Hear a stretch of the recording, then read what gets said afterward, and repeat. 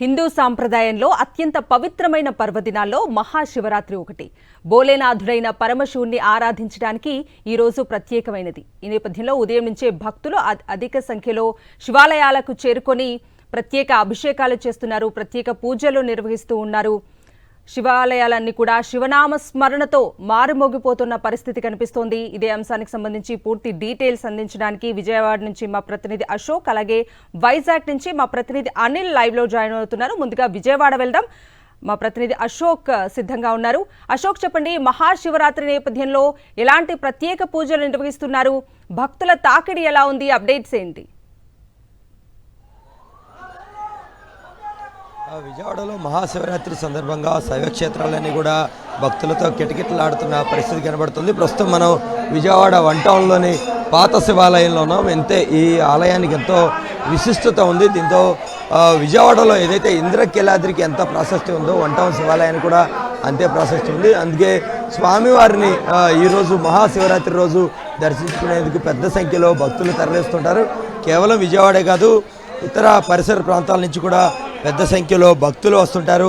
వైపు కృష్ణానది ఉంటుంది. కృష్ణానదిలో స్నానమాచరించి భక్తులంతా కూడా ఇక్కడికి వచ్చి మహాశివరాత్రి సందర్భంగా మహాశివుడిని దర్శించుకుంటారు. అదే సమయంలో మహాశివరాత్రి సందర్భంగా ఇక్కడ ప్రత్యేకమైన కార్యక్రమాలను కూడా నిర్వహిస్తున్న పరిస్థితి కనబడుతుంది. ఇవాళ ఏదైతే పంచామృతంలో ప్రత్యేకంగా అభిషేకాలు నిర్వహిస్తారు, సాయంత్రం స్వామివారి కళ్యాణోత్సవం కూడా నిర్వహిస్తున్న పరిస్థితి కూడా కనబడుతుంది. అయితే పెద్ద సంఖ్యలో భక్తులు ప్రతి ఏటా కూడా మహాశివరాత్రి సందర్భంగా ఇక్కడికి ఈ ఆలయానికి తరలిస్తుంటారు. అయితే ఉదయం నుంచి కూడా చూస్తే కనుక పెద్ద సంఖ్యలో భక్తులు స్వామివారిని దర్శించుకునేందుకు వస్తున్న పరిస్థితి కనబడుతుంది. మహాశివరాత్రి సందర్భంగా ఎలాంటి ఇబ్బందులు లేకుండా ప్రత్యేకమైన ఏర్పాట్లు చేసిన పరిస్థితి కనబడుతుంది. ఎందుకంటే విజయవాడ చుట్టుపక్కల పరిసర ప్రాంతాల్లోనే వన్ టౌన్ శివాలయానికి ఎంతో ప్రాశస్త్యం ఉంది.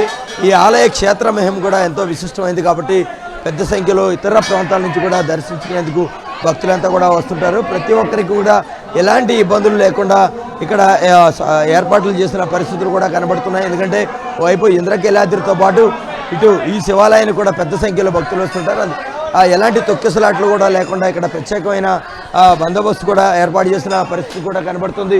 మొత్తం ఉదయం నుంచి కూడా ప్రత్యేకంగా శివుడికి ఏదైతే అభిషేకాలు చేస్తున్న పరిస్థితి కనబడుతుంది. సామాన్య భక్తులతో పాటు విఐపీలు కూడా ఇక్కడికి పెద్ద సంఖ్యలో తరలి వస్తున్నారు. ఈరోజు సాయంత్రం వరకు కూడా ఇదే తరహాలో ప్రత్యేకమైన అభిషేకాలు నిర్వహిస్తారు. సాయంత్రం కళ్యాణోత్సవం ఉంటుంది కాబట్టి భక్తులందరూ కూడా ఆ కళ్యాణోత్సవానికి కూడా చూసేలాగా ఏర్పాట్లు అయితే కూడా చేస్తున్న పరిస్థితి కనబడుతుంది. కేవలం విజయవాడ వన్ టౌన్లోని శివాలయమే కాదు, మిగిలిన శివాలయాలు కూడా కిటకిటలాడుతున్న పరిస్థితులు కూడా కనబడుతున్నాయి.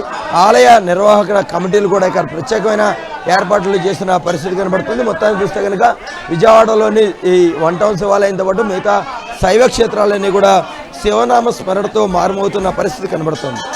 Right Ashok, thank you. Telugu రాష్ట్రాలు మహాశివరాత్రి పండుగ శోభను సంతరించుకున్నాయి. ఏపీ తెలంగాణలోని శివాలయాలన్నీ కూడా శివనామ స్మరణలతో మారుమోగిపోతున్న పరిస్థితి కనిపిస్తోంది. శివుడికి అత్యంత ప్రీతికరమైన రోజు శివరాత్రి కావడంతో ఎంతో భక్తి శ్రద్ధలతో భక్తులంతా కూడా ఉపవాసం అలాగే జాగరణ చేసి ఆ పరమేశ్వరుణ్ణి ప్రసన్నం చేసుకుంటూ ఉంటారు. ఈ నేపథ్యంలో ఉదయం నుంచి కూడా శివాలయాలన్నీ భక్తులతో కిక్కిరిసిపోతున్న పరిస్థితి కనిపిస్తోంది.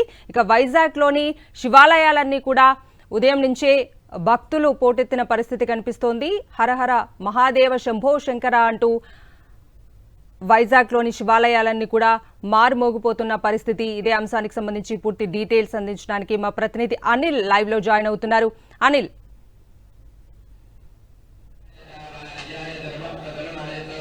మహాశివరాత్రి పర్వదినాన్ని పురస్కరించుకుని పెద్ద ఎత్తున భక్తులంతా కూడా ఉదయం నుంచి పరమశివుడిని దర్శించుకుంటున్నారు. పెద్ద ఎత్తున శివాలయాలన్నీ కూడా భక్తులతో కిటకిటలాడుతున్నాయి. శైవ క్షేత్రాలన్నీ కూడా శివనామ స్మరణతో మారుమవుతున్నటువంటి పరిస్థితి కనిపిస్తుంది. తెల్లవారుజాము నుంచే ఆ పరమశివుడిని దర్శించుకునేందుకు అలాగే ప్రత్యేకమైనటువంటి అభిషేకాలు చేసేందుకు పెద్ద ఎత్తున భక్తులంతా కూడా ఆలయాలకు తరలి వస్తున్నారు. పూజలు ఇంకా కొనసాగుతున్నాయి, అభిషేకాలు కూడా కొనసాగుతున్నటువంటి పరిస్థితి. ప్రస్తుతం మనం ఎంవిపి కాలనీలో ఉన్నటువంటి పార్వతీ ముక్తేశ్వర ఆలయంలో ఉన్నాం. ప్రస్తుతం వేలాదిగా భక్తులు ఉదయం నుంచి తరలి వస్తున్నారు. అలాగే ఆ పంచ శివలింగాలకు అభిషేకం చేసేటువంటి పంచాక్షరి ఉంటుంది ఇక్కడ.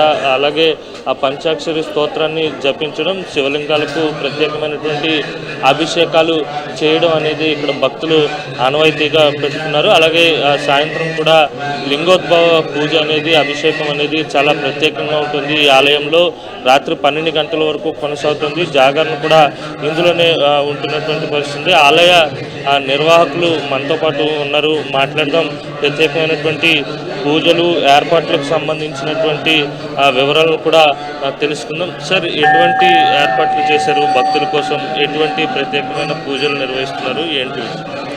నా పేరు బుచ్చిలింగం, ఆలయ కమిటీ సెక్రటరీ. ఈ సిద్ధి వినాయక పార్వతీ ముక్తీశ్వరాలయం 1988 6/3/88న ప్రతిష్ఠ చేసి ప్రారంభించడం జరిగింది. ఇప్పటికి 38 సంవత్సరాలు పూర్తయింది.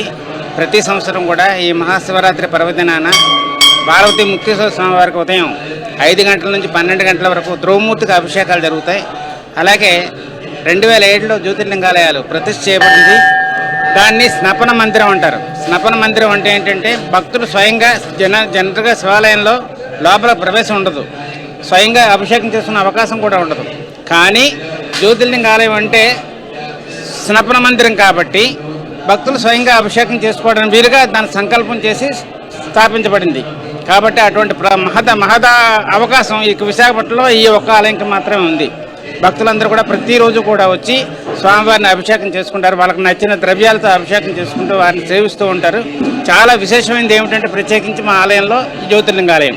అలాగే ఇంకో విశేషం ఏంటంటే మేధా దక్షిణామూర్తి. మేధా దక్షిణామూర్తి అంటే సరస్వతి స్వరూపంగా విద్య కానీ, అక్షరాభ్యాసాలు కానీ ఇవన్నీ కూడా చేసుకోవడానికి మంచి అవకాశం. దానికి కూడా ఈ మధ్య విశేషంగా ఆదరణ జరుగుతోంది. ప్రతి గురువారం కూడా 9 గంటలకి స్వామివారికి దక్షిణామూర్తికి అభిషేకం అవుతుంది.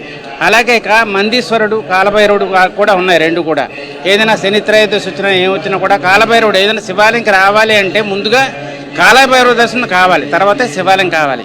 అదే ఆలయంలో మందీశ్వర ఆలయం కూడా ఉంది. కాబట్టి ఏదైనా శనికి ఏదైనా అభిషేకాలు చేసుకోవాలనుకున్నట్టయితే ఆ ఆలయం కూడా ఉపయోగపడుతుంది.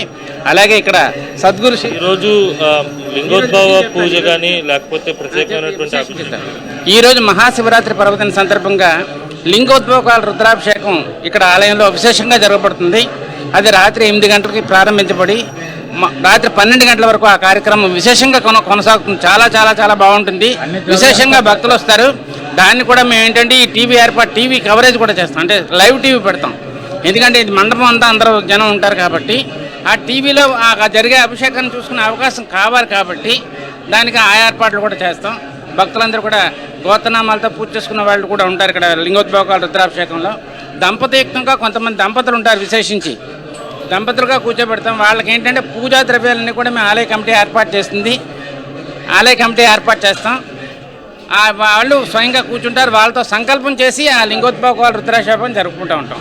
ఇది మొత్తం మీద ఉదయం నుంచి కూడా పెద్ద అంతా కూడా శైవ క్షేత్రాల బాట పడుతున్నారు. ప్రత్యేకమైనటువంటి అభిషేకాలు, పూజలు చేస్తున్నటువంటి సందర్భం కనిపిస్తుంది. రాత్రికి ఇదే ఆలయంలో లింగోద్భవ రుద్రాభిషేకం జరగబోతోంది. ఆ పూజకు కూడా పెద్ద ఎత్తున భక్తులు హాజరవుతారని ఆలయ నిర్వాహకులు చెప్తున్నారు. గౌరవ స్టూడియో.